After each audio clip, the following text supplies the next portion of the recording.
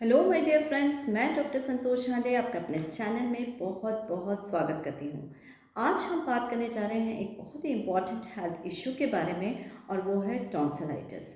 Tonsillitis कभी ना कभी किसी न किसी को होता है और ज़्यादातर देखने में आता है कि ये ऐसे लोगों में ज़्यादा होता है जो इसके लिए ज़्यादा संवेदनशील होते हैं।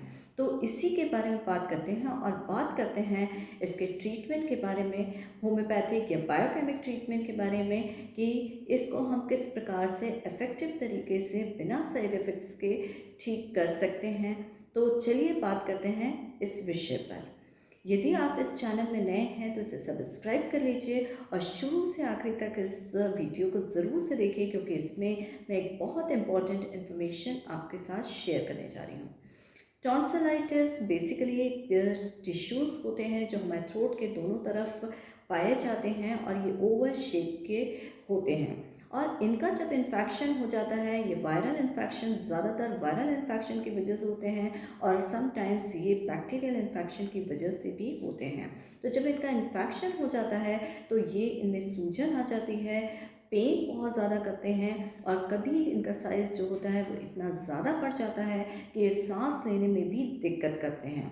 और साथ ही में कई बार एसोसिएटेड फीवर जैसी कंप्लेंट्स होती हैं, या फिर सो थ्रोट जिसमें गले में काफ़ी ज़्यादा दर्द रहता है, वॉइस जो होती है वो उसमें भारीपन आ जाता है जिसे हम हॉर्सनेस ऑफ वॉइस कहते हैं, और साथ ही साथ में स्वेलोइंग में या निगलने में दिक्कत का सामना भी करना पड़ता है। कई बार ये समस्या ज़्यादा देखने में आती है बच्चों के केसेस में, कि यदि वो थोड़ा सा भी ठंडा, खट्टा या इस तरह की कोई भी चीज़ जो उनको सूट नहीं करती है उसको खा लेते हैं तो उनमें ये बार बार होने लगता है।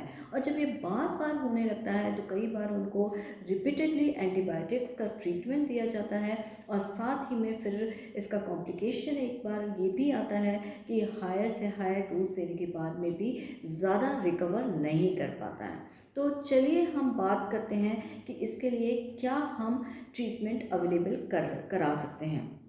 तो इसके लिए एक बहुत ही अच्छा बायो कॉम्बिनेशन है, और इस बायो कॉम्बिनेशन का नाम है बायो कॉम्बिनेशन नंबर 10। इसमें जो है बायोकेमिक सॉल्ट्स जो हमारे शरीर के लिए बहुत ज़्यादा आवश्यक होते हैं, तो उनमें से 12 सॉल्ट्स में से, जैसे शुज़लर ने बताया था, उसमें से 3 सॉल्ट्स का कॉम्बिनेशन किया गया है, और जो कि टॉन्सिलाइटिस में बहुत ही अच्छी भूमिका निभाते हैं। तो चलिए देख लेते हैं कि ये कौन कौन से सॉल्ट्स हैं। इसमें जो सबसे पहला सॉल्ट है वो है फेरम फॉस।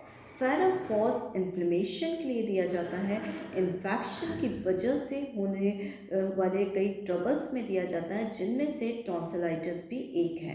तो जब ये टॉन्सिल्स का इन्फ्लेमेशन होता है किसी इन्फेक्शन की वजह से, तो फेरम फॉस उसमें बहुत ही ज़्यादा अच्छा काम करता है। ये पेन को कम करता है, और साथ ही में टॉन्सिल्स जो बड़े हुए होते हैं उनका साइज़ कम करता है, और सो थ्रोट अगर हो रहा हो तो उसमें भी काफ़ी ज़्यादा राहत देता है। दूसरी मेडिसिन जिसके बारे में मैं आपको बताना चाहूँगी, ये कैलकेरिया फॉस है। कैलकेरिया फॉस ऐसे टॉन्सिलाइटिस में दिया जाता है जब बदलते मौसम में आप देखते हैं कि जो लोग अक्सर टॉन्सिलाइटिस से पीड़ित हो जाते हैं, तो इस कंडीशन में कैलकेरियोफॉस बहुत ही ज़्यादा अच्छा वर्क करता है। तीसरी मेडिसिन एक बहुत ही इम्पॉर्टेंट मेडिसिन है, और वो है काली म्योर। काली म्योर बेसिकली सब एक्यूट कंडीशन में दिया जाता है, और साथ ही साथ में ग्लैंड्स के ऊपर बहुत अच्छा काम करती है। तो कई बार जब फॉलिकुलर टॉन्सिलाइटिस हो जाती है और ग्लैंड्स का साइज़ बढ़ जाता है, ब्रीदिंग में डिफ़िकल्टी आने लगती है, कई बार बच्चे मुंह से सांस लेते हैं, उनको निगलने में भी काफ़ी ज़्यादा तकलीफ़ होती है, उनकी जो नेक की ग्लैंड्स होती हैं, लिम्फेटिक ग्लैंड्स, वो भी स्वेल्ड अप हो जाती हैं। तो इन सारी कंडीशंस को काली म्योर कवर करता है, और साथ ही में कई बार देखने में आता है कि टॉन्सिल्स के ऊपर ग्रेइश कलर का पैच डेवलप हो जाता है, और टंग में भी ग्रे कोटिंग आ जाती है, जिसकी वजह से काफ़ी ज़्यादा बैड स्मेल आती है माउथ में से। तो ये सारी की सारी प्रॉब्लम्स को काली म्योर बहुत अच्छी तरीके से कवर करता है। तो आपने देखा कि लगभग टॉन्सिलाइटिस में जो भी प्रॉब्लम्स डेवलप होती हैं तो उनको ये तीनों मेडिसिन्स जो होती हैं वो बहुत अच्छे से कवर करती है।